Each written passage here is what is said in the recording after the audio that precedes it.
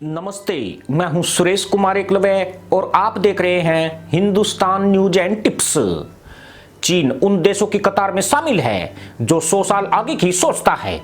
America 120 साल, रूस 90 साल और भारत 2014 से पहले तक सिर्फ 20 साल बाद की प्लानिंग करता था, जबकि जाहिलों का मुल्क पाकिस्तान वर्तमान से 20 साल पीछे की सोच कर चला है।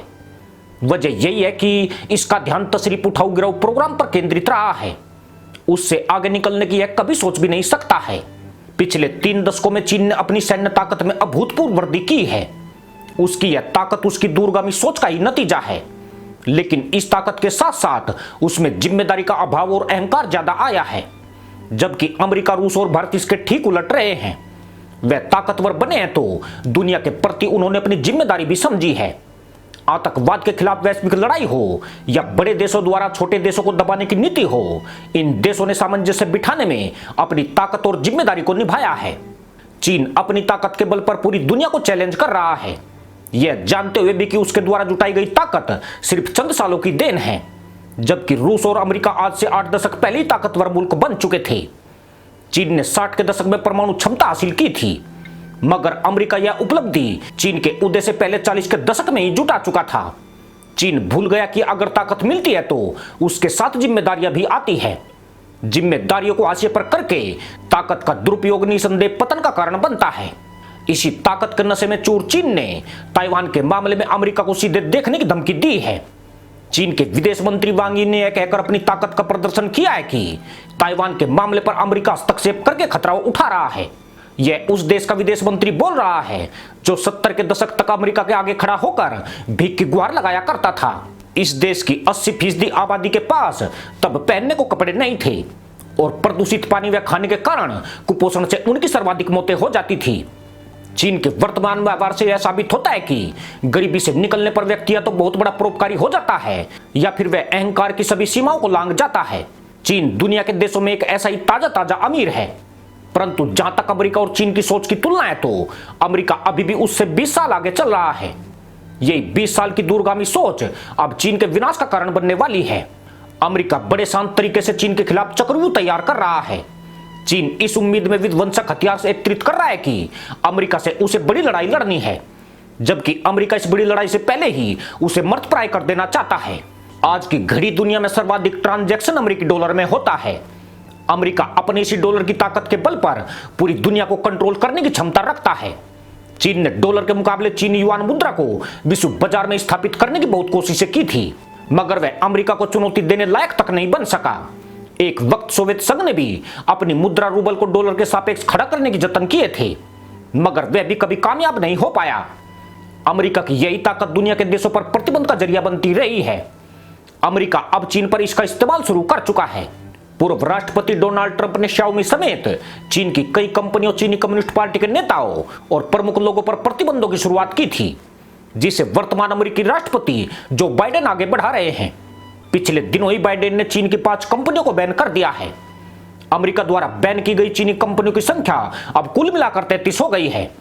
खास बात यह है कि अमेरिका ने जिन कंपनियों पर एक्शन किया है उनमें टेलीकॉम, कंस्ट्रक्शन और टेक्नोलॉजी सेक्टर की कंपनियां हैं। यह तीनों ही क्षेत्र चीन की रीढ़ माने जाते हैं। अमेरिका चीन की इसी रीढ़ पर लगातार वार कर रहा है। खास बात यह है कि चीनी कंपनी को ब्लैक लिस्ट करने के लिए अमेरिका उसके पीछे मानवाधिकारों को वजह बता रहा है, यानी चीन को एक साथ डबल मार दी जा रही है। चीन इस मुकाबले में फिसड्डी देश माना जाता है। वह चाहकर भी अमेरिका पर ऐसी कार्रवाई नहीं कर सकता है। वजह यही है कि चीन को 70 के दशक की गरीबी से निकालने में अमेरिका की बड़ी भूमिका रही है। वह अमेरिकी कंपनियों पर बदले की बड़ी कार्रवाई करता है तो एल्यूमिनियम का कटोरा फिर से उठाना पड़ सकता है। दुनिया में श्रेष्ठता साबित करने के लिए साउथ चाइना सी, पूर्वी लद्दाख, फिलीपींस और ताइवान पर अपनी ताकत का प्रदर्शन चीन कर रहा है। यह भी एक सर्वसत्य है कि जब कोई कमजोर अचानक से ताकतवर बनता है तो वह जोश से लबरेज होता है। इसी जोश में वह अपने से अधिक ताकतवर को चुनौती जरूर देता है। इस चुनौती का मकसद सभी को अपने शक्तिशाली होने का एहसास कराना होता है। चीन इसी जोश में अमेरिका से पंगा ले बैठा है, जबकि अमेरिका का 80 साल का इतिहास छल प्रपंच से भरा पड़ा है। इस देश ने कभी भी अमेरिका के सामने किसी को चुनौती नहीं बनने दिया। सोवियत संघ आज टुकड़ों में विभक्त होकर रूस बन चुका है। हिटलर का जर्मनी, सद्दाम हुसैन का इराक, ओसामा बिन लादेन का ISIS, वियतनाम, जापान आज सबके सब खामोश हैं। पर इन नतीजों से बेपरवाह चीन हर रोज 4 छलांगे लगा रहा है, वह भी तब जबकि वह पूरी तरह अलग थलग पड़ चुका है और अमेरिका से सीधी जंग में उसको किसी से समर्थन की उम्मीद नहीं है। साल 2012 में चीन के पतन की नींव भी उस वक्त रख दी गई थी जब शी जिनपिंग चीन के तानाशाह बने थे। जिनपिंग की नीतियां चीन के पूर्ववर्ती तानाशाहों से बिल्कुल उलट रही है। पहले चीन दुनिया की राजनीति में कोई हस्तक्षेप नहीं करता था और धैर्य के साथ सिर्फ अपनी जनता की तरक्की पर फोकस किए हुए था। कम्युनिस्ट पार्टी ऑफ चाइना का विचार था कि चीन को अंतर्राष्ट्रीय झमेलों में पड़ने की बजाय देश के विकास पर ध्यान केंद्रित रखना चाहिए। मगर शी जिनपिंग के गद्दी संभालने के बाद चीन की नीतियां पूरी तरह बदल गई। चीन अंतर्राष्ट्रीय राजनीति में पूरी तरह कूद गया। वह सिर्फ यहीं तक सीमित नहीं रहा है बल्कि उसने दुनिया के देशों से टकराव लेना शुरू कर दिया है। अंतर्राष्ट्रीय संस्थाओं और अन्य देशों के द्विपक्षीय मुद्दों में दखलंदाजी भी करने लगा है। जिनपिंग ने चीन की दबी महत्वाकांक्षा को सामने ला दिया और साउथ चाइना सी समेत कई देशों की जमीन पर अपने दावे ठोक दिए। नतीजा यह हुआ कि 2012 से पहले तक जो चीन चुपचाप अपनी तरक्की कर रहा था, आज वह पश्चिमी और यूरोप के निशाने पर आ गया है, जो उसके लिए सिर्फ चिंता ही नहीं बल्कि बहुत बड़े खतरे की बात है। पश्चिम और यूरोप के देश अब उइगर और जबरन श्रम एवं दमन के मुद्दे पर चीन की घेराबंदी कर रहे हैं। पश्चिम की मीडिया ने उइगर मुसलमानों के मुद्दे पर चीन को इस्लामी मुल्कों में खलनायक बना दिया है। यह एक ऐसी रणनीति है जिसमें चीन को सिवाय पाकिस्तान के किसी से साथ मिलने की उम्मीद नहीं है। पूर्वी लद्दाख का सीमा विवाद चीन के लिए गले की फांस बन चुका है। भारत साम्यवादी देश का बड़ा व्यापारिक साझेदार रहा है, इससे चीन के व्यापार पर करारी चोट पड़ी है। इसके साथ ही पूरी दुनिया में चीन के खिलाफ एक नया नेक्सस तैयार हुआ है। इस नेक्सस में जापान, ऑस्ट्रेलिया, भारत के अलावा अमेरिका भी जुड़ा हुआ है, जिसके तहत क्वाड की स्थापना हुई और चीन के सामने नई चुनौती तैयार हुई है। चीन इसके बावजूद भी इस नीति पर अग्रसर है कि अमेरिका से उसका युद्ध होना असंभावी है, पर अमेरिका चीन की घुड़कियों पर बेहद धैर्य दिखाता आ रहा है।